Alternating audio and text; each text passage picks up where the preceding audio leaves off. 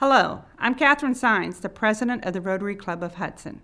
Rotary is a professional organization of a group of men and women who support Rotary International. We also join together by a common interest of service to our Hudson community, and we have a sincere desire to give back. We meet weekly on Wednesdays at Laurel Lake Retirement Community, 200 Laurel Lake Drive, in their dining room. We meet from 7:30 to 8:30 and would like to invite you to join us. For more information about Rotary, go to www.rotaryhudson.org. Enjoy the following excerpts from one of our recent meetings and consider joining us on Wednesday morning.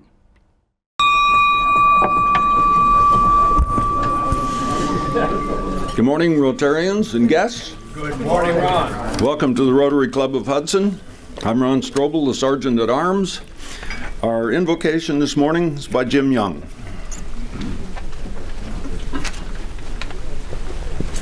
Good morning, Rotarians. Good morning to you. Let me bow our heads. May all assembled here today enjoy the many offerings of Rotary. May we abide by the rules that we have established, those of trust, fellowship, and ethics, and may we place service above self in our daily endeavors. May we always test ourselves in our efforts to be sure that we are the truth, good for all concerned, and a benefit to all. And this week, let us keep our Songmeister Dick in our thoughts and prayers. Amen. Amen. Thank you, Jim. And to lead us in the pledge and the four-way test, Donna Kastner. Good morning. Good morning, Donna. Pledge allegiance. I pledge allegiance to the flag of the United States of America and to the republic for which it stands, one nation, under God, indivisible, with liberty and justice for all. And the four-way test. First. Is it the truth? Second. Is it fair to all concerned? Third. Will build goodwill and better friendships? And fourth. Will it be beneficial to all concerned? Thank you, Donna.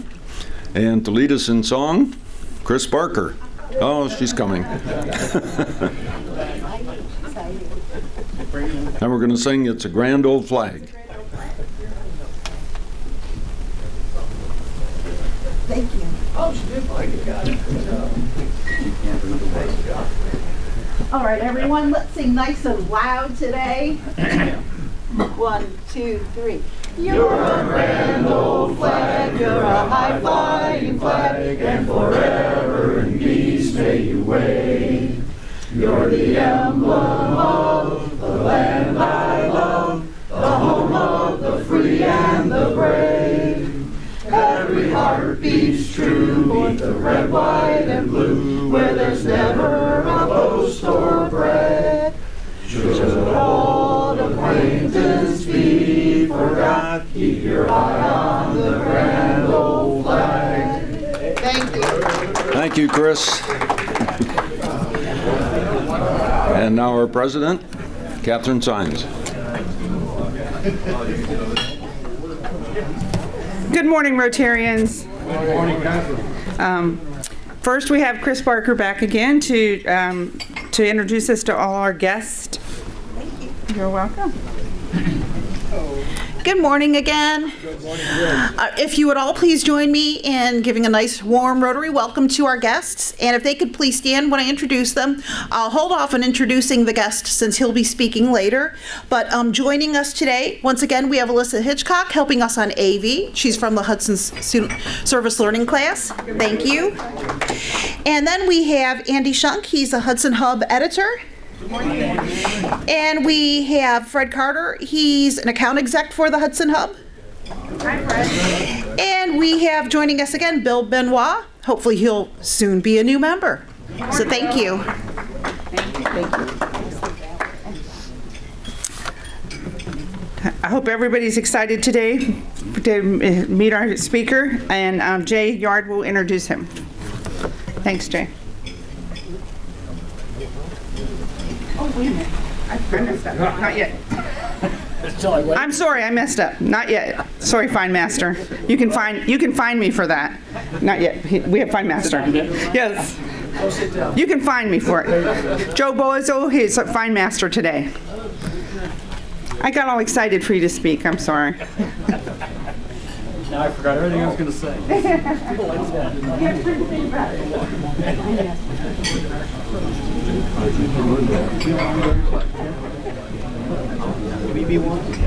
Somebody want to be a collector of funds on this side over here? Yeah, don't everybody volunteer at once. Maybe I got you? All right, maybe over here. Okay. Well, first of all, I want to say that it's been a long week for me. I mean, it really has been. A dear friend and a member of my parish passed away, and so there was a big funeral and a lot of that sort of stuff. So we're probably not as involved in this Fine Master event as perhaps normally. I thought maybe we'd tell some stories and discover a little bit about each other and be fined along the way for those sorts of things. But I wanted to start today talking about marriage. How many of you here are married? How many people married? Oh, a lot of married. How many people here are single? People are single. Okay, a few. All right. Longest marriage. Who here has been married more than 50 years? Oh, wow. Wow. Who more than 55 years? Who more than 60 years? Oh, my word. Well, congratulations. Well done. To the same person. Yeah, okay. It's too much trouble to train a new one.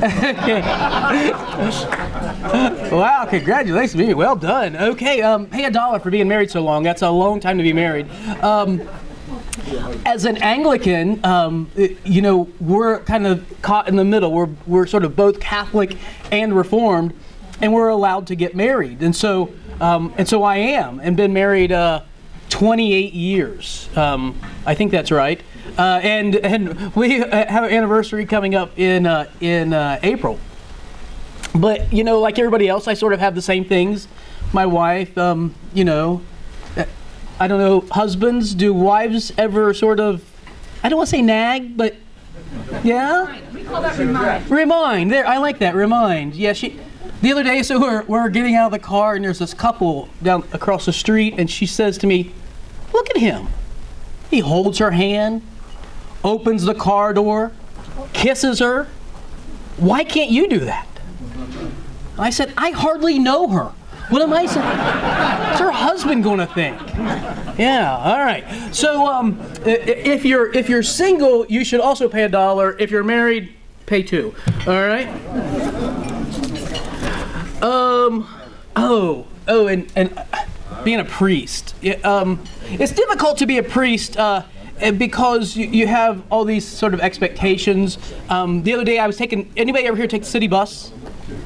You should take public transportation. It's good for you, all right? It's good for the community. So I was taking the city bus and I was going down to Akron. There was a diocesan meeting of priests and we all had to go down and we pull up and we stop and right in front of this bar, this guy comes in, he gets on the bus and he sits down right next to me and he smells, you know, seriously of alcohol. And I look over and he's got like the brightest shade of red lipstick on his collar.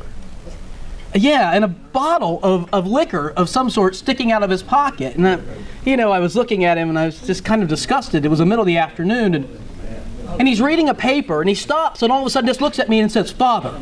I said, yeah? He says, how do you get arthritis? What causes arthritis? And I thought I'd get him, you know. I said, well, for one thing, drinking in the middle of the day, hanging out with loose women, and having total disregard for your fellow man. That's what does it. He said, oh. Goes back to reading. We're going on a little bit, and I began to feel guilty. I don't know, maybe you feel guilty about this. And so I said to the fellow, I said, I'm sorry. You know, I should have said that. That was not very nice. I said, how long have you had arthritis? And he said, well, I don't. I was just reading here that the Pope does, though, so I don't know what that was about. Yeah. You never know when you're going to get caught. How many of you went to church or synagogue this week? Holy shnikes, the rest of you pay $1, all right? Oh, wow. Anybody here ever live in another state? You've lived in another state. Evan, where have you lived? Illinois. You've lived in the great state of Illinois. And now, they get credit for Lincoln, but he's really from Kentucky. You know that, right? Yeah, so he's really a Kentuckian, but Illinois, was it a great place to live? Perfect. Perfect. Chicago or down... Chicago, Illinois. All right. Anybody else over here? Jay, where have you lived? Pittsburgh. Oh, I'm so sorry to hear that. Yeah. Yeah. All right. Liz, where have you lived? Maryland. Maryland. All right. Ron? I think it's about 9 or 10 states. 9 or 10 states? Yeah. Best state other than Ohio, which is the greatest state? Well, let's see, the best state, Minnesota. Other than Ohio? Well, we loved Kentucky, we loved Indiana, but the best state that I worked in and the people were great was North Dakota. North Dakota. You had me at Kentucky. I lived in Kentucky. Where? Oh, I thought you were holding a hand up there. Well, you were still collecting. Okay. I was segueing. Yeah, that was my smooth transition. You had me at Kentucky. That's where I was going right there. All right. I used to live in Kentucky, and it was there being a clergyman was kind of interesting as well. I had a rural parish. I went to seminary there. I wasn't a Methodist, but I went to a Methodist seminary, and they gave young clergymen, seminarians, student pastorates. Okay. Basically, it was a small parish in the middle of nowhere. And there'd be a few people there, and the Methodists are beautiful people. They're like Anglicans, only they're well behaved. So they're sort of the same thing. And anyway, so I had this rural parish and was there, and I used to walk up these country roads and go see my parishioners. And one day I was walking down the road, and this truck pulled up, white pickup truck, and the fellow leans over and he says, "Hey preacher, come on, get in. I'll give you a ride." Give me a chance to, engage this guy. And so I get in, and he's got a big wad of tobacco in his cheek, and he's driving down the road, and he says, some nice small talk to me, and he reaches underneath the seat, and he pulls out a mason jar filled with a clear liquid. Yeah. Shakes it up, reaches over to me and hands it and says, "Here, take a drink." I said, I would, but it's early, it's way too early for me, and so thanks anyway. He's like, "No, go ahead. Hey, have you a little bit." No, I appreciate it, but it is still kind of early. He hands me the guard. Reaches back underneath, pulls out a .45 Magnum revolver. Yeah, cocks the handle back and says, "I said take a drink." Well, what do you do, right? So I open it up, take a drink. It goes through my body like antifreeze or whatever and curls my toes, steam comes out my ears. I looked at him and I said, "That is the worst whiskey I have ever tasted in my life." He said, "I know. Now you hold the gun on me and I'll take a drink." If you've lived in another state, pay $1. All right. How many of you have never lived in another state? You've only lived in the great state of Ohio. You've only ever been a Buckeye. Yeah, you. 3? Any more? 4? No. Oh, not you. Back there, Ron. You all also pay $1. You should be moving on and getting a little bit of adventure elsewhere. One other little story from Kentucky. True story. You don't believe me, do you? It is a true story, I'm telling you. Okay, there was this boy that was born in Kentucky with just a head. Yeah. No body, no torso, nothing, and it was a difficult life, it was. And on his 21st birthday, his father took him to the local tavern to have a shot of bourbon whiskey. In Kentucky, they only have a few industries. They have racehorsing and tobacco, and whiskey, and they're all habit forming so that people have a job well into the future. And so anyway, the dad took this boy to the tavern and, put him up on a bar stool and poured him a shot of bourbon whiskey, and the boy took his first sip, just reached over there with his lips and took a sip, and immediately his torso shot out of his head. That was crazy, right? And so he tried it again. Boom, arms popped out. One more time, 2 legs came out. Immediately he jumped off the stool, ran through the bar, out into the street, and got hit by an 18-wheeler. And the bartender said he should have stopped while he was ahead.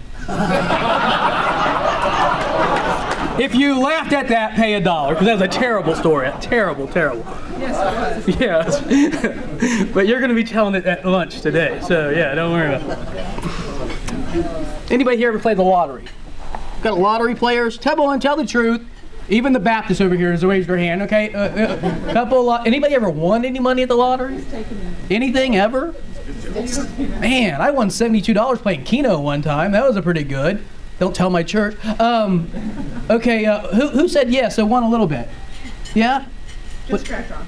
Scratch. How much did you win on scratch off? $50. All right. Did you tithe on that? Give something $5 at church? Did you? Okay. Well, okay. So, Catherine didn't tell you that she also won another lottery. The West Virginia. Tell them about the West Virginia State Lottery that you won. She won $3 million. She gets $3 a year for 1,000,000 years. That's right. Everybody pay $1. If you've ever played the lottery, if you've never played the lottery, pay $1. All right. People in the news. Oh my, yeah, I have some news issues here. Oh yeah. First of all, and this is a true, this one it really is a true story. I was reading the other day, I'll stay back over here. I was reading the other day that in Rotary sort of lore, the sergeant at arms is viewed as the Rotary bully. Have you ever heard this? Have you heard this, Ron? No. Yeah, the Rotary bully, the sergeant of arms. Who likes that? In a similar story, Hudson Hub, January 14, Hudson Board denies bullying allegations. Turns out Ron Strobel was also an 8th grader here in town. So, Ron, you have to pay $1. Let's see, somebody on page 6. Who's on page 6? Oh. Oh, yeah. Oh, this is Dan. Dan, I can't believe that you made it in the paper. Let's see if I can read this. This is under the Hudson Police Reports. Man gets a ride home after having too much to drink. A Roslyn Avenue resident called police on January 6th, shortly after 3 a.m. to report a man pounding on the resident's front door. Police arrived and talked to the man. He was cited for disorderly conduct. Officers then took him home and released him into the custody of his wife. Next time, take an Uber, all right? There you go, pay $1. Not really, Dan. All right, so not really, Dan. 3 a.m., right. Oh, let's see, we have another one here. Oh, yes, Rich Warfield. Where's Rich? Oh, my word.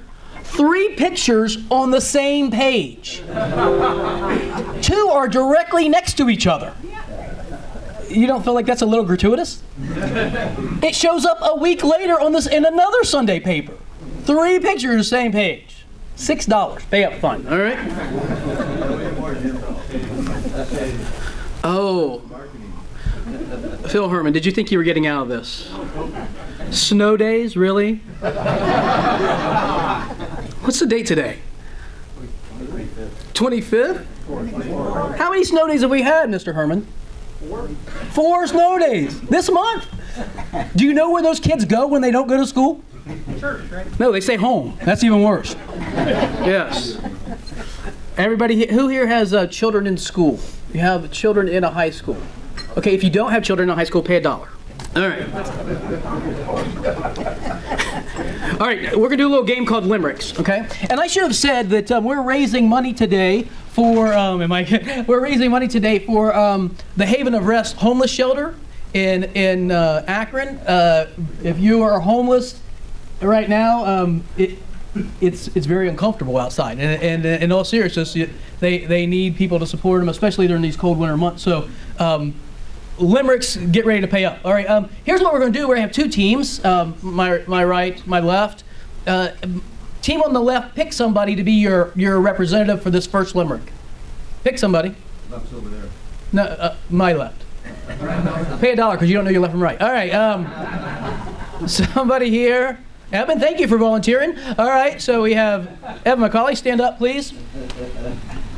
I'm going to read a limerick. He gets 1 shot at the answer. And I'm going to leave the last word blank, okay?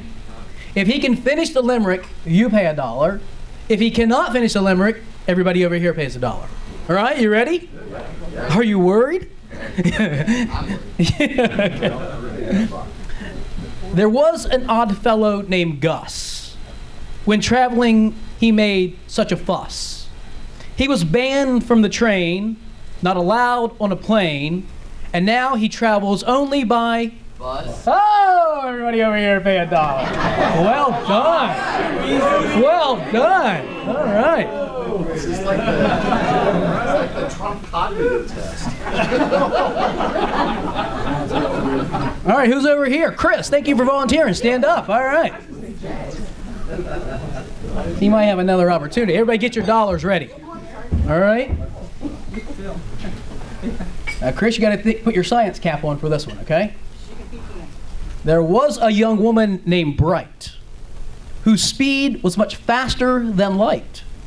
She set out one day in a relative way and returned on the previous night. Oh, well done. Everybody over here pay $1. Night. Way to go. Well done. You guys are impressive. Yes. Volunteer over here. Who's ready to go? Well, when you've seen how it go, you've seen how we play. It's really pretty quite easy. Come on, Mimi. Mimi, is it you? It is you. Mimi's too smart. You are a bit too clever for this. If you get this one, they pay $2. All right, ready? There once was a child in Spain who loved to play in the rain. One day he tripped and broke his hip. Now he's in serious. Oh, well done. Pay up over here. Serious pain. All right, last chance here. Jay, I think it is you. All right, here we go. My neighbor came over to say, this is a very Hudson limerick, by the way. My neighbor came over to say, although not in a neighborly way, that he'd knock me around if I didn't stop the sound of the punk rock music I love to play. Hey, well done. Pay up over here. Pittsburgh. All right, birthdays. Anybody have a birthday this month? Yes? Rich? Golly, how much money you're going to pay today? I got to win Rotoboxes to break even. Okay. What was birthday? What date? Sunday. Sunday the 20th? 28. 28. Oh, it's coming up still, yeah. Okay, and are we allowed to ask how old? No. Okay. 92. All right, somebody else have a birthday? Yes, Chris? Date? January 1st. Wouldn't even think. January 1st, you're a New Year baby. Well, happy birthday and Happy New Year and all that good stuff. I also had a birthday, number 48, on the 17th of this month. So I left my wallet at home, pay $1 for me. Okay. Anniversaries. Any anniversaries this month? No, not a single anniversary this month? Nobody gets married in January? Really? All right. Good enough. Badges. Who here has a badge on? Raise your hand if you're a member of the Rotary and you have your badge on. Raise your hand if you're a member of the Rotary and you do not have your badge on. Oh, pay $1. All right. Pay $1. If you are a member of Rotary and you do not have a pin in your on your shirt, collar, or lapel, raise a hand. Oh yeah, pay $1, pay $1. All right, pay $1 over here. Last but not least, happy news. Any happy news? Anybody happy at all? Bill, give us. It's not happy news. Okay. You know, we have this rule in the Catholic Church that a priest in the Anglican Church can become a priest in the Catholic Church and bring your wife with you. That's right. I checked with the Vatican. They want your wife, but they don't want you. I like it. You had that in your pocket for a while, haven't you, Bill? Yeah. I also have. Pay $1. I have an observation. Okay. So you were asking earlier when if you've been married for 50 years, Right. or 55 years. Right. Joe Zapatowski didn't raise his hand, but when you asked 60 years, he did. Joe, pay $1. All right. Other happy news. Once, going twice. All right. Hopefully, we raise some money for some people who need a shelter in the time of really cold. Thanks. Thank you very much. You had to smile at least once or twice during that. Great job. And now, Jay, would you like to introduce our speaker? He left.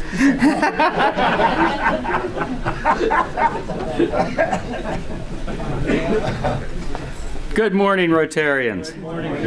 It's tough being second up at the comedy club.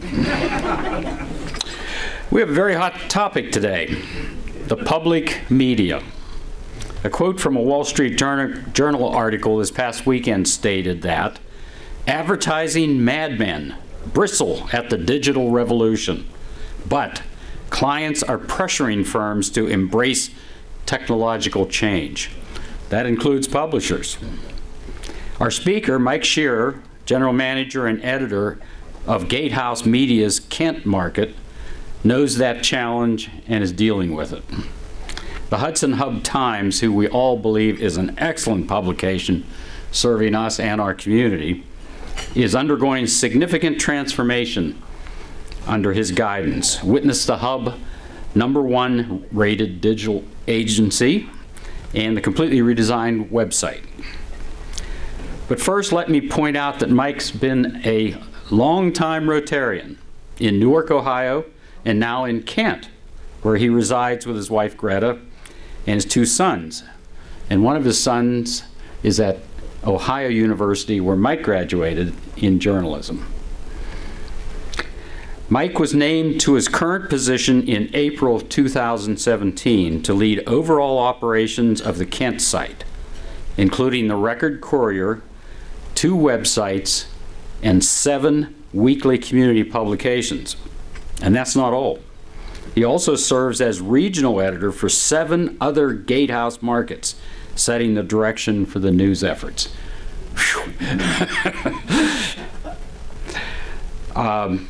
Mike, from 2009 to 2016, served as executive editor of the Media Network of Central Ohio, a group of 10 daily Gannett Company media sites. He also served as the top editor of The Advocate in Newark.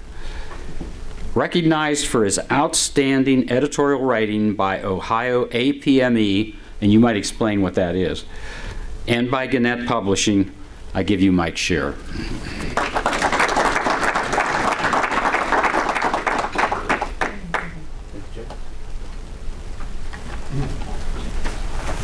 Well, good morning, everybody. Good morning. Hope you're all doing well today.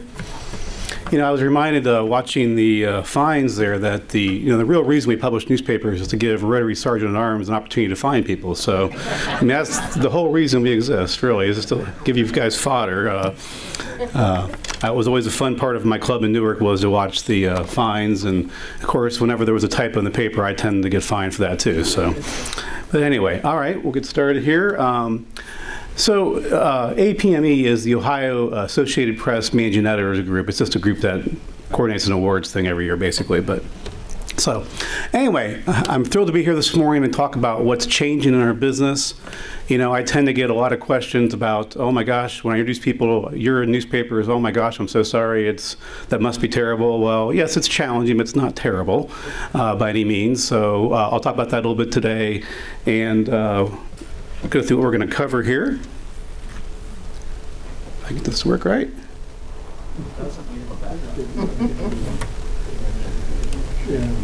All right. Go ahead and go to the next one if you can.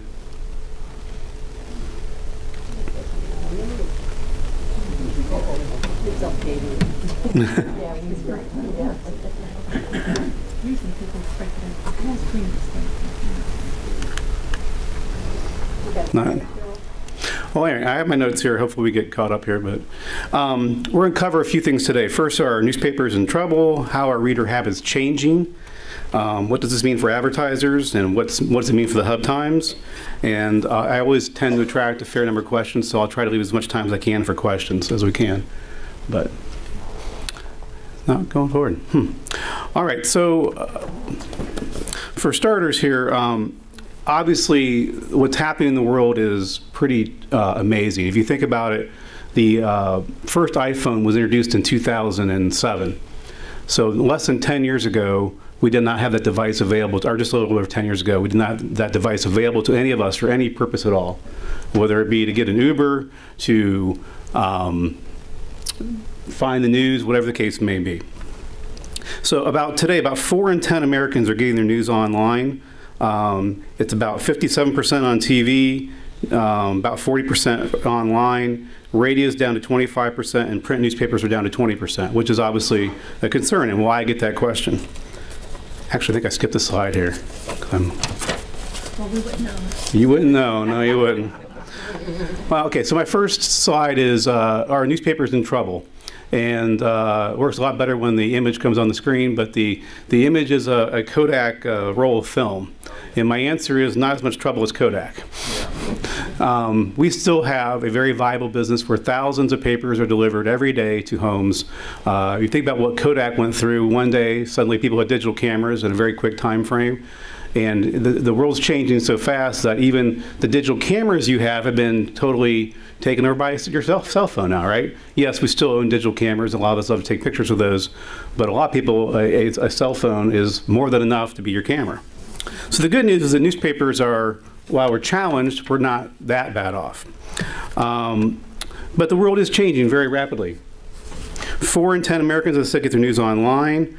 The use of mobile devices has soared tremendously. There's about 75% of people are on mobile devices all the time now. We have seen our traffic grow from being 100% on desktop computers online to last year we had more than 50% of our traffic. There we go. Go ahead and go a few more there. There's your Kodak roll film. There's the showing that TV is stronger than online, radio than newspapers. But down below there, it's really interesting if you look at it. TV is most popular with older folks. Online is most popular with younger, no big surprise there. Radio is kind of a mixed bag. And newspapers are obviously more popular with the older crowd again. Which is the challenge that we face, is how do you serve all those audiences with news and information. Go ahead. There's the mobile chart on the left showing the growth. 85% of people are get news on a mobile device at least once in a while. 85%. It's an amazing stat. But like I said, about half our traffic in 2017 was on mobile devices at our sites. And then social media is the other huge driver that really is reshaping how the world works. And it's not just about the election in 2016 and all that. It's shaping how everything that we do and what we go about our strategies. We have a very concerted strategy about social media every day, about what gets posted, what doesn't get posted. And there's a lot of changes in that sphere too. Facebook to kind of counteract some of the challenges they faced through the whole election cycle has just decided they're going to start downplaying news sources in their algorithms again, and because they want Facebook to be more about where you see your friends and family's pictures and so on. So that's another challenge for us going forward. Is it's going to probably challenge hurt how we get stories out to people, because Facebook is the #1 driver of our traffic, pure and simple. Go ahead. So this goes beyond newspapers. So, I mean, I mentioned Kodak a minute ago, but think about all the businesses that are out there. We bought our house last year. That was, there's a lot of online parts to that, not just looking at print newspapers for ads. If you look at all the things that go on in your life and what you do online, it has completely changed the whole process for every company, not just newspapers. So we're trying to really work to explain that to our advertisers and our readers and our customers about how you can't, if you're doing things the same way you did them 5 or 10 years ago, you're really missing an opportunity. And that's the great thing about what our company offers. And go ahead and go to the next one. Our company, Gatehouse Media, purchased the Dix Communications last February 1st, just about a year ago right now. And that was what led me to come here and join in April. But the company is much more than just a newspaper. We offer digital services that are far more extensive than what were available here previously from the Dix Communications. And by the way, the Dix did a fabulous job of running this company. They made a lot of great decisions and did a lot of great things for the communities that they served. And we're trying to continue that tradition while blending in the modern and new things that we have to do to be successful, given all the challenges in the marketplaces. So Gatehouse offers us a full range of products that we simply didn't have before. If you want to go ahead, please. And I won't go through all these, but there's a zillion different little things we can do from, and I'll get into this a bit more, but these are all the different digital opportunities that we have for people. The main one is Thrive Hive, which is a digital marketing company that I'll get into here in a bit. Go ahead. In Ohio, this is our footprint in Ohio. Gatehouse also owns the Columbus Dispatch, which gives us a tremendous opportunity for sharing of content like Ohio State Buckeyes. They have 6 people covering the Ohio State House. It's the largest team of folks covering the Ohio State House. And although it doesn't necessarily trickle down to the Hudson Hub Times very often, there are stories where it certainly could. And we have full resources with them, especially for online, to share those stories. But our footprint here, the Kent market, includes the weeklies. Hudson is our only twice weekly. But we have 6 others that are in the market there: Aurora, Twinsburg, Stowe, Nordonia Hills area, Cuyahoga Falls, and Talmadge, and of course the Hudson Hub. And then we have 7 other dailies besides the Dispatch here in Ohio, a couple over in Pennsylvania that aren't really part of our group, just to show where we are. And then there's other weeklies throughout our markets down in Worcester and Cambridge area and so on. So that's the company here in Ohio. Go ahead. So I'll spend the rest of my time talking about what we're trying to do both on the news and the sales side. And news is my background more and my passion for what we do, but quite simply here we had to change to get caught up with the times. There was a lot, our websites weren't very strong. The approach to news was a little not as focused on breaking news and things that need to happen immediately to create a strong digital presence. So what we've done here is we launched a brand new website back in August called mytownneo.com, which is simply a compilation of our 7 weeklies content on the one website. And the reasons for that are many, but primarily it was that we can serve people far more efficiently and cleanly that way than maintaining 7 separate websites with 7 homepages and all the things that go with that. HudsonHubTimes.com still redirects right into a page on that website that's all about Hudson. It has all the news stories, all the sports stories, and all the obituaries for the Hudson community. It has all the same content you had had before. But My Town NEO gives us a tremendous opportunity to reflect this area. There are people who work here in Hudson who live in Stowe or vice versa. It's a very transient area in terms of daily activity, people going back and forth. And when there's a crash on Route 8, for example, and we want to post as breaking news, I can now post it once to all the sites and alert you all through our various means instead of posting it 7 times. As a simple example of that. There are also, what we've realized, there are stories that transcend our communities. There are, for example, I don't know how much a big deal this is in Hudson, but last week Cuyahoga Falls announced that they were going to redo Howell Avenue down there and close it for 2 years and only have traffic going one way for 2 years with all those stores down there. That story across our markets generated 16,000 page views, which I believe is a record for the new site, in 1 week, which is pretty amazing that had that much reader interest across our markets. And it transcends even in the Kent. We ran that story in the daily paper in Kent on Sunday too, because it goes across all lines. So we are trying to be very responsive to that. We also launched a new Record Courier website, which looks just like My Town NEO. And all these sites are responsive to mobile, which that means is that if you're looking, whatever device you're on, it automatically adapts it to show it to you in the best format for your device. So as I mentioned, half our traffic comes from mobile. And that number is growing, obviously. We're also trying to employ a digital-first approach, meaning that when news happens and we don't control the timing on it, we publish it as soon as we possibly can. If there's an event today or the school district issues a press release on something important, we try to publish that as quickly as we can to get that news out there to our readers, because digital is where people are flocking to. Now there are some things that, if our editor Andy Schunk here, if he does a piece, a feature piece for the Sunday front page of the Pub Times, that may be held online, not to appear until the same day, or maybe even on Monday sometimes. We try to spread that content out over the 7 days of the week.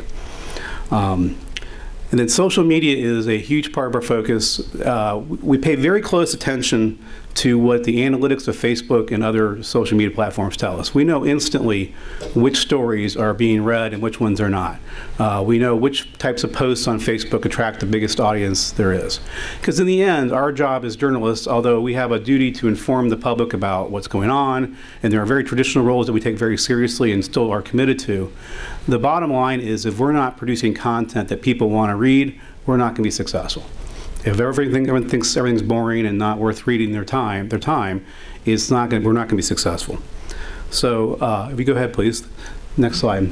That's why, one of my philosophies is quite simply that content is king. Without content, we are really nothing. And you think about any business that you're out there. If you're a restaurant, if you serve bad food and have bad service, people aren't going to come back. It's pretty simple, right? We're just like any other business in that sense.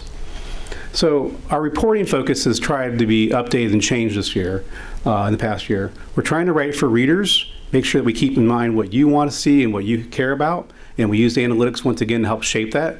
For example, Howe Avenue, 16,000 page views got my attention, and on Monday's news meeting, I was like, guys, find out more about this. What do the neighbors say? Where's the detour going to go? There's a lot of questions about that story that we can continue to explore. The good news, by the way, is it doesn't start till 2020, so there's plenty of time to plan your detours if you go down that way ever. But what is the impact of the news?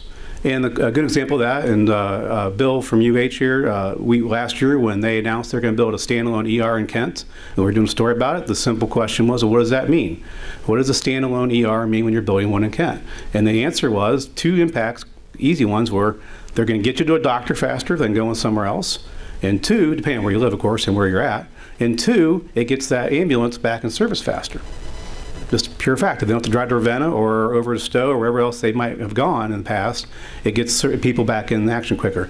So we try to write the stories focused on that, the impact and why it matters to you, more than just telling you, hey, they're building a new emergency room, or whatever the case may be. So, why do people care is an important part of what we do, and we pay real close attention to analytics once again.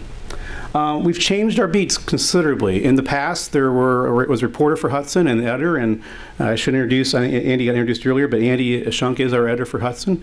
If you ever have anything you need from him, just let him know. And we also have Cindy Smith here, one of our sales reps here too, and you met Fred earlier too. So, but the beats are different. We have a business reporter now that covers the Summit County area. So he writes Hudson stories, he writes Talmadge stories, and so on. We have an education reporter for all the markets. We have a features reporter for all the markets, breaking news reporters, and so on. And the goal of that was that there are a lot of stories that cross these markets. We still need to write the very individual Hudson stories, and we always will. But there are other things that we can do that share across the boundaries. Features on restaurants, features on, there's a story that's running this week about how did the economy fare in this region last year, because it's obviously all interrelated. It's not just a Hudson economy or a Talmadge economy, they're all interrelated. So we have a story running on that this weekend. So we're trying to do that. We're also trying to make full use of the Gatehouse resources. Not all of those are going to appear in the Hub Times, obviously. We're not going to put Ohio State football stories in the Hub Times, but they are on My Town EO because there's plenty of space there, and we can put as many stories online as we want to.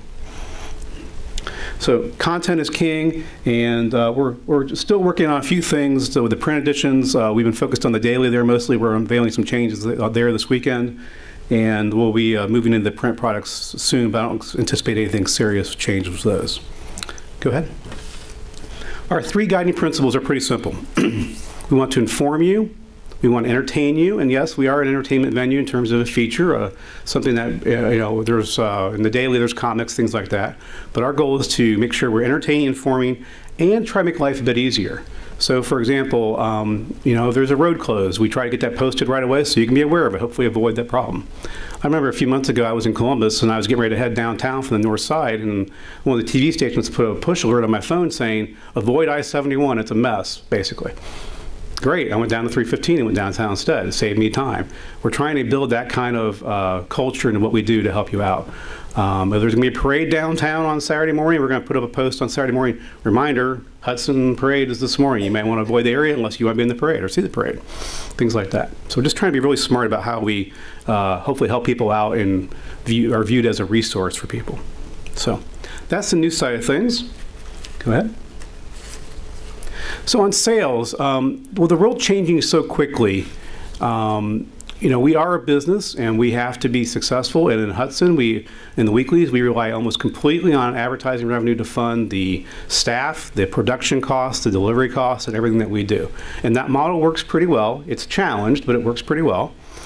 So the great new opportunity for us is on the digital sales side of what we're trying to do. And Fred specifically, that's the main part of what he does every day. And we're working to train our staff on how digital marketing works, how campaigns work, making sure that any money spent on the digital side is successful and not just wasted. We are selling Thrive Hive digital marketing packages, which is a whole laundry list of things I won't bore you with this morning, but it's everything from email marketing to search optimization, social media, and all types of opportunities are there. We also now have the ability to sell local ads on national websites, meaning that if your business wants to be advertised to people that are online in the Hudson community, we can do that. It wouldn't necessarily appear just on our site. It may also appear on a national site or a site you're more commonly aware of, but your ad can appear there too. Especially if there's some retargeting things we can do too. If people have searched for, financial planning or hotels or whatever the case may be in the past. One of our challenges is educating businesses about all these changes. I mean, there are a lot of people who are understandably confused about all this, how this all works. And so we're trying to work on helping educate the customers that we have and potential customers about how it all works. And there's some other things we're doing. We're changing our employment system this spring to ZipRecruiter. And we've also invested quite heavily in training of all of our staff, but we've invested heavily in new advertising leadership. There's a new sales VP who just joined us here in the Kent market a few weeks ago. And he's actually living up in Hudson right now in a temporary place until he finds a permanent one. So he's here and helping guide all these efforts going forward. So go ahead. So Thrive Hive, I mentioned a little bit already, but it involves highly targeted digital ads, various lead generation strategies. We can build websites for people. We can optimize websites. And really, it's all about when people search for things, making sure your business is seen. And that's a big part of what we do there, too. So, go ahead. The challenges we face. No, we're not Kodak, as I mentioned earlier, but we are. There are definitely challenges on the horizon for newspapers. There have been for quite some time, and there will continue to be as the population changes and as readership habits change. So the free weekly model, as I mentioned, really requires ad support, which we have in this community. It's outstanding, and we really appreciate that. But I think we obviously return a product back to the community that they appreciate and that works and is effective in reaching your advertisers. One of the challenges we face is that there are a lot of folks out there who think we're not a business, that we're just a nonprofit that exists to put out a paper every week, and or twice a week here, and that's simply not the case. So we are a business, we do require support, but that has not been an issue in Hudson as it has been in other places. The other challenge, and this doesn't quite filter down to maybe local news quite as much, but I will tell you the current political environment is the worst I've seen in terms of trying to be an editor. We pride ourselves on being independent, not trying to take sides, and the venom that I see every day in my email and the Record Courier runs a sound off line people can call in. It is really, really nasty what we're seeing these days. And what the worst part about that is, if you think about it, we all fall on the political spectrum somewhere. You may be liberal, you may be conservative, you may be somewhere in between. But if you're on one side or the other in a very staunch way, basically everyone is liberal to you beyond, or conservative to you, whichever way you're going. If you're a very conservative person and you look at the newspaper, you may think of us as liberal because we are down the middle, even though we do our best to be independent and share both sides. So it's a very challenging place to be right now. The complaints I get about opinion pages and things like that are at a record level. I had someone call me the other day and tell me that George Will, who was a column we run in the Daily sometimes, is not a conservative. And he's pretty well regarded as a conservative by a lot of folks, obviously. So it's a very challenging environment that threatens our, people just stop reading us because they don't see us as an independent source in this current environment. So that's a challenge. And then serving readers of all ages. There are things that we have to do on the print side that may take something away from some folks that allow us to go do something else on the digital side to reach a different audience. So serving all these different audiences at the same time is a very challenging proposition for us. But go ahead. But here's, what's important to me is what is our role in the community? What is our function? And these are kind of my key points here. We'll support what's best for the community. We can only be as successful as the communities we serve are successful. If the communities we serve have challenges, we're going to have challenges, obviously. Sometimes that means that we need to have a watchdog or investigative story. It may be one a year, maybe two a year, I don't know. But there are times when those stories are necessary to tell a story and help get past an issue. We also need to use our power of the media to support community events. There are a large number of events here in the Hudson community that we're involved in supporting through various ads and programs. We'll continue to do that. But in the end, we can only be successful as the communities are too. And it's our role to help that happen, whether that's being a cheerleader one day or writing a more difficult story the next. We'll keep that as fair and balanced as we possibly can. So that's my presentation. I'd be happy to take any questions you have about the media or the Hub Times or whatever the case may be. Yes, sir.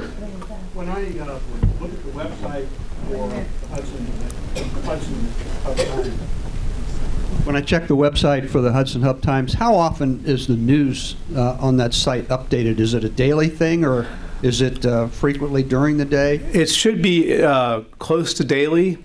I don't think we're quite hitting that stride full yet. We're not. There are days we put up many things, and another day we may not put up anything over a weekend especially.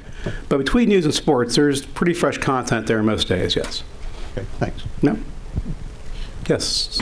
How are you dealing with the challenges related to fake news on your social media issues? Because these days, most people have no idea how to assess whether something is valid and supported by data or some other truth, fact.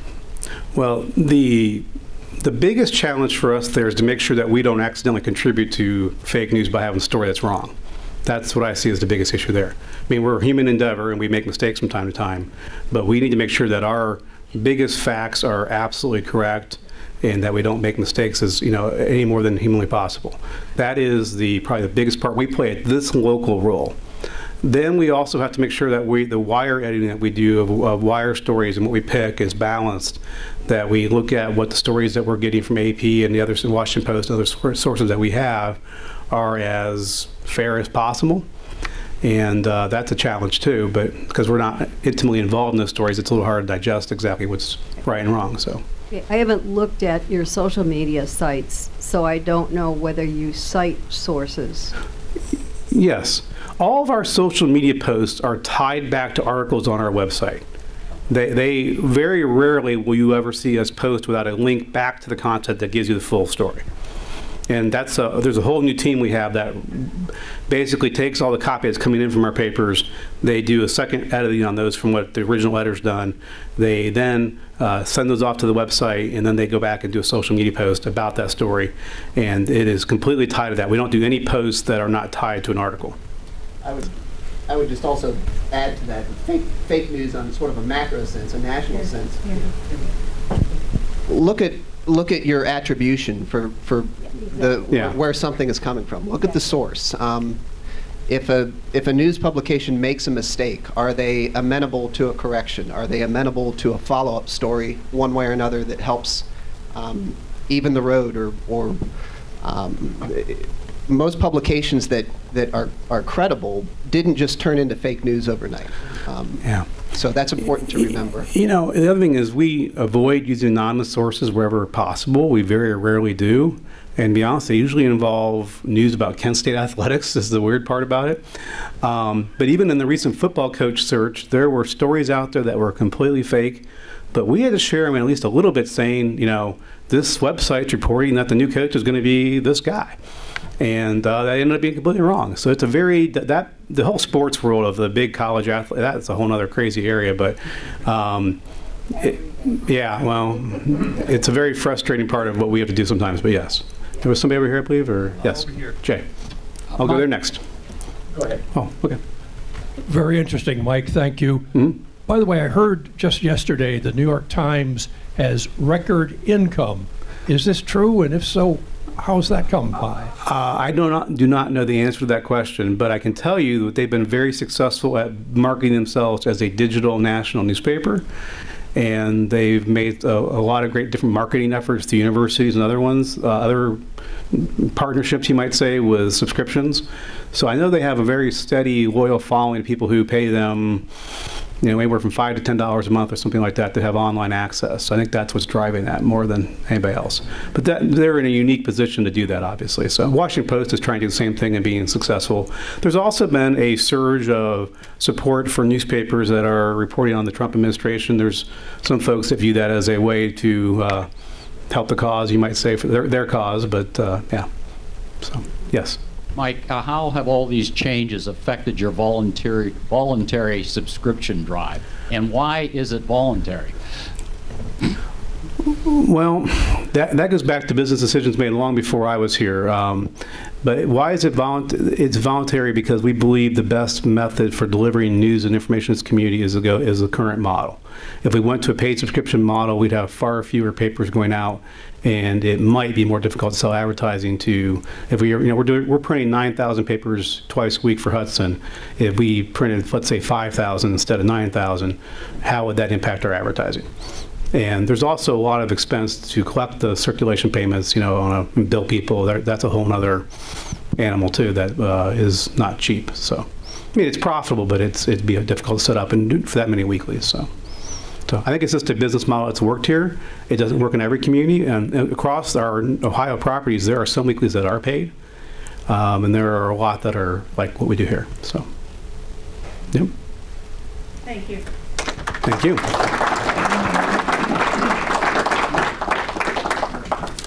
Thank you very much. I'd like to thank our greeters, Rich Nibiola. Close? Okay. Rich Warfield, audiovisual crew, Dan Rich, Tom Page, Tom Tobin, and Ron Barnhouse. And Alyssa Hitchcock, thank you from Service Learning for helping us. Thanks a lot. You came through there for us this morning. And our Rotabuck drawing today is $13, and the jackpot's $137. If you would.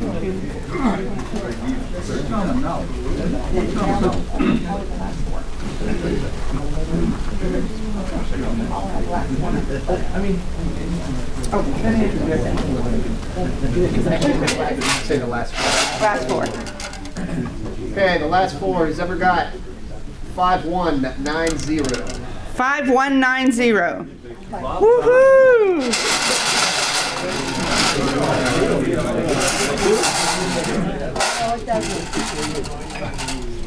Nope. Nope.